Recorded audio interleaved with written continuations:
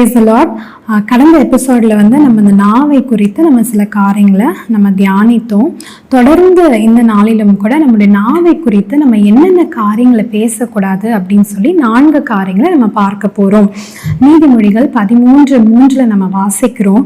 தன் வாயை காக்கிறவன் தன் பிராணனை காக்கிறான், தன் உதடுகளை விரிவாய் திறக்கிறவனோ கலக்கம் அடைவான் அப்படின்னு சொல்லி நம்ம பார்க்கிறோம். பாருங்க, வாயை காக்கிறவன் தன் பிராணனை காக்கிறானா. அப்போ நம்மளுடைய உயிருக்கு, நம்முடைய பிராணனுக்கு இந்த வாய் ரொம்ப முக்கியமான ஒன்று. ஆகையால் இந்த வாயை கொண்டு நம்ம என்னென்ன பேசக்கூடாது அப்படின்னு சொல்லி 4 காரியங்களை நம்ம பார்ப்போம். முதலாவதாக பார்க்கும்போது நம்முடைய வாயை கொண்டு சபித்தல் கூடாது. நம்ம யாருமே என்ன செய்யக்கூடாது, சபிக்கவே கூடாது அப்படின்னு சொல்லி நம்ம வேதத்துல வாசிக்கிறோம். ரோமர் 12:14 நம்ம வாசிக்கிறோம். உங்களை துன்பப்படுத்துகிறவர்களை ஆசீர்வதியுங்கள், ஆசீர்வதிக்க வேண்டியதை அன்றி சபியாதிருங்கள் அப்படின்னு சொல்லி போட்டிருக்கு. பாருங்க, வசனம் சொல்லுது, உங்களை துன்பப்படுத்தினா கூட நம்ம என்ன செய்யணுமா, அவங்கள ஆசீர்வதிக்கணுமே தவிர அவர்களை என்ன செய்யக்கூடாது, சபிக்க கூடாது அப்படின்னு சொல்லி நம்ம வேதத்துல வாசிக்கிறோம். இன்னைக்கு பாருங்க, சிலருக்கு வாயை திறந்தாலே மற்றவர்களை சபிப்பாங்க. நீ நல்லா இருக்க மாட்ட, உன்னுடைய எதிர்காலம் நல்லா இருக்காது அப்படின்னு சொல்லி என்ன செய்வாங்க, சபிப்பாங்க. ஆனா கர்த்தருடைய பிள்ளைகள் என்ன செய்யக்கூடாது, ஒரு நாளும் மற்றவர்களை சபிக்க கூடாது அப்படின்னு சொல்லி நம்ம வேதத்துல வாசிக்கிறோம். ரோமர் 3:14 வாசிக்கும் போது வசனம் இப்படியாய் சொல்லுகிறது, அவர்கள் வாய் சபிப்பினாலும் கசப்பினாலும் நிறைந்திருக்கிறது. இது எதை குறிக்கிறது அப்படின்னு சொல்லி பார்க்கும்போது, கர்த்தரை அறியாதவர்களை, கர்த்தரை விட்டு தூரம் போயிருக்கிறவங்க எப்படி இருப்பாங்கன்னா, வசனம் சொல்லுகிறது அவர்களுடைய வாய் தான் எப்படி இருக்குமா, சபிப்பினாலும் கசப்பினாலும் நிறைந்திருக்கிறது அப்படின்னு சொல்லி வாசிக்கிறோம். அப்போ நீங்க விசுவாசியா இருப்பீங்கன்னா, கர்த்தருடைய பிள்ளையா இருப்பீங்கன்னா, நம்முடைய வாயிலிருந்து மற்றவர்களை சபிக்கிற வார்த்தைகள் என்ன செய்யக்கூடாது, வரவே கூடாது அப்படின்னு சொல்லி நம்ம வேதத்துல நம்ம வாசிக்கிறோம். சங்கீதம் 59:12 நம்ம வாசிக்கிறோம். அவர்கள் உதடுகளின் பேச்சு அவர்கள் வாயின் பாவமாய் இருக்கிறது, அவர்கள் இட்ட சாபமும் சொல்லிய பொய்யும் ஆகிய இவைகளின் நிமித்தம் தங்கள் பெருமையில் அகப்படுவார்களாக. இப்போ மற்றவர்களை நம்ம சபிக்கும் பொழுது நாம தான் அதில் என்ன செய்வோம், அகப்படுவோம் என்பதை நம்ம மறந்து விடவே கூடாது. இன்னைக்கு நீங்க மற்றவங்களை சபித்திருப்பீங்கன்னா, இன்னைக்கு ஆண்டவரோடு கூட நீங்க ரிகன்சைல் ஆகுங்க. ஆண்டவரே, நான் தெரியாம மற்றவங்களை சபித்து பேசிட்டேன், என்ன மன்னிங்க அப்படின்னு சொல்லி நம்ம என்ன செய்வோம், இந்த நாளிலும் கூட ஆண்டவத்துல அறிக்கையிட்டு நம்ம ஜெபிக்கிறோம். பிரியமானவர்களே, இன்னொரு வசனத்தை கூட வாசிக்கிறேன் பாருங்க. யாக்கோபு 3:10 நம்ம வாசிக்கிறோம். துதித்தலும் சபித்தலும் ஒரே வாயிலிருந்து புறப்படுகிறது, என் சகோதரரே இப்படி இருக்கலாகாது அப்படின்னு சொல்லி யாக்கோபு சொல்றாரு. பாருங்க, ஒரே நாவு தான். இதே நாவுல நம்ம சர்ச்சில் போய் கைத்தட்டி நல்லா பாடுறோம், வசனங்களை நம்ம பேசுறோம், எல்லாம் செய்யறோம். ஆனா என்ன செய்யறோம், அதே நாவை கொண்டு மற்றவர்களை நம்ம சபிக்கிறோம். அதுதான் வசனத்துல சொல்றாரு, சபித்தலும் துதித்தலும் ஒரே வாயிலிருந்து எப்படி பிறக்கும். அதுக்கு ஒரு உதாரணமா சொல்றாரு, ஒரு ஊற்று கண்ணிலிருந்து தித்திப்பும் கசப்புமான தண்ணீர் சுரக்குமோ. ஒரு ஊற்று இருக்குன்னா அதுல எப்படி தித்திப்பும் கசப்பும் ஒன்னா வராது இல்லையா? அது போலதான் விசுவாசிகள்லாம் நம்முடைய வாயிலிருந்து கர்த்தரை துதிக்கிற வார்த்தைகள், மற்றவர்களை ஆசீர்வதிக்கிற வார்த்தைகள் வர வேண்டுமே தவிர ஒரு நாளும் மற்றவர்களை சபிக்கிற வார்த்தைகள் வரக்கூடாது. அப்போ முதலாவதாக நம்முடைய வாயிலிருந்து சபித்தல் கூடாது. 2வதாக நம்ம வாசிக்கும் பொழுது சண்டை கூடாது. 4 சொல்றேன். 1 சபித்தல் கூடாது. 2வதாக மற்றவர்களோடு கூட சண்டையிடக்கூடிய வார்த்தைகளை நம்ம பேசக்கூடாது. நீதிமொழிகள் 17:1 நம்ம வாசிக்கிறோம். சண்டையோடு கூடிய வீடு நிறைந்த கொழுமையான பதார்த்தங்களை பார்க்கிலும் அமெரிக்கையோடு சாப்பிடும் வெறும் துணிக்கையே நலமா. பாருங்க, நம்மளுடைய உறவுகள்ல இன்னைக்கு நம்ம எப்படி இருக்கோம், கணவனோடு, மனைவியோடு, பிள்ளைகளோடு. இன்னைக்கு குடும்பங்கள்ல எங்க பார்த்தாலும் சண்டைகள். இன்னைக்கு நம்ம செய்தித்தாள திறந்து வாசிக்கவே பயமா இருக்கு. அந்த அளவுக்கு பாருங்க, சொந்த தாய் பிள்ளைகளை கொலை செய்யறது, கணவன் மனைவியை கொலை செய்கிறது, சண்டை போட்டு அது எந்த உச்சத்துக்கு போகுதுன்னா கொலை செய்கிற அளவுக்கு என்ன செய்யுது, அது மக்களை கொண்டு போய் விடுகிறது. அப்ப பாருங்க, சண்டையோடு கூட வீடுல இருக்கிறத பார்க்கிலும் என்ன செய்யலாமா, அமரக்கியோடு சாப்பிடும் வெறும் துணைக்கே நலம் அப்படின்னு சொல்லி நம்ம வாசிக்கிறோம். அதே நீதிமொழிகள் 21:9 நம்ம வாசிக்கிறோம், சண்டைக்காரியுடைய ஒரு பெரிய வீட்டில் குடியிருப்பதை பார்க்கிலும் வீட்டின் மூலையில் தங்கி இருப்பதே நலம். இன்னைக்கு உங்க வீடு எப்படி இருக்கு?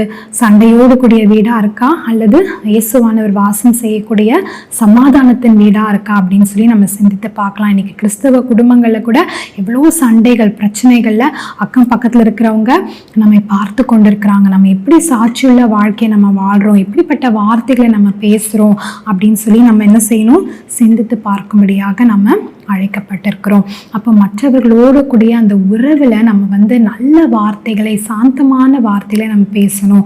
ஒரு நாளும் சண்டையை பிறப்பிக்கக்கூடிய வார்த்தைகளை நம்ம பேசக்கூடாது. பாருங்க, 2 தீமோத்தேயு 2:23-24 நம்ம வாசிக்கிறோம், புத்தியீனமும் அயுக்தமுமான தர்க்கங்கள் சண்டைகளை பிறப்பிக்கும் என்று அறிந்து அவைகளுக்கு விலகி இரு. சில காரியங்கள் நமக்கே தெரியும், இது மாதிரி பேசினா சண்டை வரும் அப்படின்னு நமக்கு தெரியும்.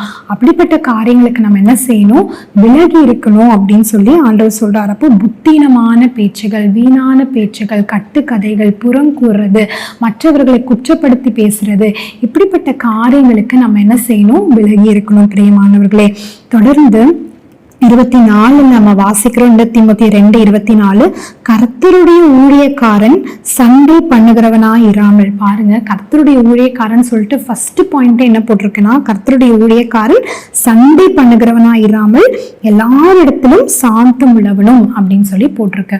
அப்ப பாருங்க, நம்ம கர்த்தருடைய பிள்ளைகளா இருப்போமானால் நம்ம பேசுகிற வார்த்தைகள் அன்புள்ள வார்த்தைகளாக, சாந்தமுள்ள வார்த்தைகளாக, மற்றவர்களை கட்டுகிற ஒரு வார்த்தைகளாக இருக்கணுமே தவிர சண்டைக்குரிய வார்த்தைகளை பேசக்கூடாது. அப்போ முதல்ல சபித்தல் கூடாது, 2வது சண்டை கூடாது, 3வது சந்தேகமான வார்த்தைகள் நம்ம வாயிலிருந்து வரக்கூடாது. அதாவது அவிசுவாசமான வார்த்தைகள் நம்ம வாயிலிருந்து பேசவே கூடாது. பிரியமானவர்களே, நம்ம வேதத்துல பார்க்கும்போது லூக்கா 1ஆம் அதிகாரத்துல சகரியா எலிசபெத் குறித்து நம்ம வாசிக்கிறோம்.